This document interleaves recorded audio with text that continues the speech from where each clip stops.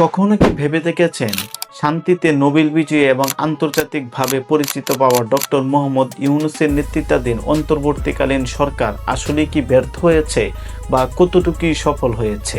আজকে আমরা সেই অন্তর্বর্তীকালীন সরকারকে নিয়ে কথা বলবো। ডক্টর মোহাম্মদ ইউনূসের নাম শুনলে আমাদের চোখের সামনে ভেসে ওঠে 3-0, দারিদ্র্য বিমোচন, ক্ষুদ্র ঋণ, আন্তর্জাতিক সম্মান, নোবেল বিজয়ী এবং বাংলাদেশের জন্য এক ভিন্নধর্মী ভাবমূর্তি। ইউনূস সরকার ক্ষমতায় এসেছিল এক অস্বাভাবিক পরিস্থিতিতে।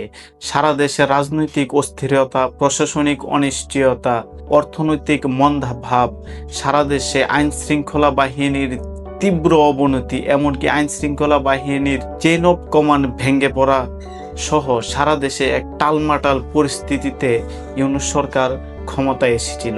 আসলে তখন বিকল্প হয়তো কেউ ছিল না, তবু এই সরকার কিছু অর্জন এবং সফলতা দেখাতে পারে। আমি শুধু আমার ব্যক্তিগত মতামতটাই দিচ্ছি, এখানে হয়তো অন্যজনের মতামত নাও মিলতে পারে।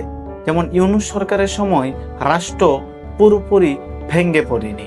সরকারের দায়িত্ব নেওয়ার পর প্রথম চ্যালেঞ্জ ছিল প্রশাসন ঠিক রাখা। আমরা দেখেছি প্রত্যেকটা থানা লুটপাট হামলার পরে প্রত্যেকটা পুলিশেই আত্মগোপনে চলে গিয়েছিল, প্রত্যেকটা থানায় আগুন ধরিয়ে দেওয়া হয়েছিল, পুলিশের চেইন অফ কমান্ড ভেঙে পড়েছিল।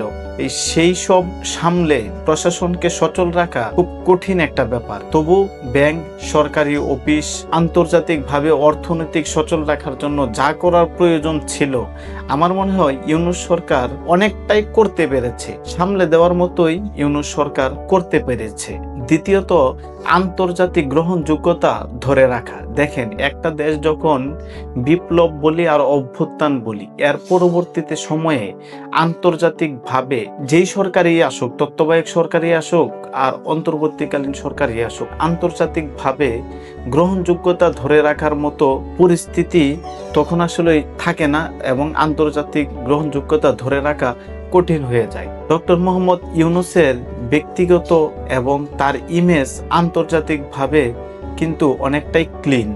ডক্টর মোহাম্মদ ইউনূসের ব্যক্তিগত ইমেজ এবং বিশ্বমঞ্চে পরিচিতিও কিন্তু সম্মানজনক। এর ফলে আন্তর্জাতিকভাবে বাংলাদেশ কিন্তু বিভিন্ন মহলে একদম বিচ্ছিন্ন হয়ে যায়নি। বিদেশি কূটনৈতিক যোগাযোগ ঠিক ছিল, যেমন অভ্যুত্থানের মাঝখানে যারা প্রবাসী বাংলাদেশি আছে তারা কিন্তু রেমিটেন্স পাঠানো পুরোপুরি বন্ধ করে দিয়েছিল।